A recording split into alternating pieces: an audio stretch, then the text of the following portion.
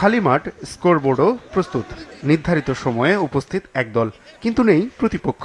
প্রতিপক্ষের জন্য অপেক্ষা। ম্যাচ রেফারি এবং আম্পায়াররাও অপেক্ষায় তাদের জন্য নির্ধারিত কক্ষে। খেলোয়াড়রা সময় কাটাচ্ছেন নিজেদের মধ্যে ফুটবল খেলে, এমনকি কয়েক ক্রিকেটার নিজেদের ব্যস্ত রাখছেন নোকে। প্রথম দেখাতেই মনে হতে পারে এটা কোনো দলের অনুশীলন সেশন, কিন্তু না, এটা সাভার বিকেএসপির ৩ নম্বর মাঠে প্রথম বিভাগ লিগের ঢাকা ইউনাইটেড স্পোর্টিং ক্লাব ও গাজী টায়ার্স ক্রিকেট একাডেমির ম্যাচের দৃশ্য, যেখানে বিরোধিতার কারণে মাঠেই আসেনি গাজী টায়ার্স ক্রিকেট একাডেমি। নির্ধারিত সময়ের ১ ঘন্টার অপেক্ষার পর ওয়াকওভার দিয়ে ঢাকা ইউনাইটেড স্পোর্টিং ক্লাবকে বিজয়ী ঘোষণা করেন ম্যাচ রেফারি। ঢাকা ইউনাইটেড ওরা সময়মতো এসছে, এখনো পর্যন্ত অপোনেন্ট টিম যেমন গাজী টায়ার এখনো আসেনি।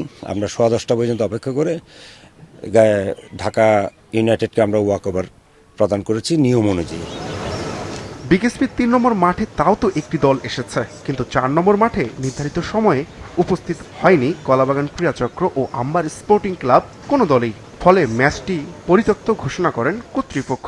দুই টিমকে আমরা 9:30টার মধ্যে উপস্থিত থাকার কথা, সময় ওই বাড়ানো অবস্থায়ও 9টার পরে 9:30 পর্যন্ত আমাদের সারা, সেখানে আমরা 10টা পর্যন্ত ছিলাম।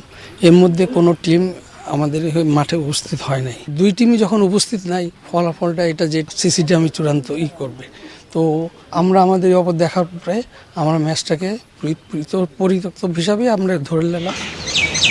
বিকেএসপির মাঠেও ঘটেছে ওয়াক ওভারের ঘটনা। পার্টেক্স স্পোর্টিং ক্লাব খেলতে না যাওয়ায় সেখানে বিজয়ী ঘোষণা করা হয় বারিধারা ড্যাজলার্সকে। মিরপুরের শেরেবাংলা জাতীয় ক্রিকেট স্টেডিয়ামে অবশ্য হয়েছে খেলা। উদ্বোধনী অনুষ্ঠানের পর সেখানে মুখোমুখি হয়েছিল তামিম ইকবালের মালিকানাধীন ওল্ডিও এইচএস ও পুলিশ ক্রিকেট ক্লাব। পুলিশের বোলারদের তোপে মাত্র 114 রানে অল আউট হয় ওল্ডিও এইচএস। 4 উইকেট নেন পুলিশের আসাদুল্লাহ। 2 উইকেট হারিয়ে লক্ষ্যে পৌঁছায় পুলিশ। 56 স্কোরে অপরাজিত থাকেন পুলিশের অধিনায়ক ও উইকেট রক্ষক মিম মোসাদ্দেক।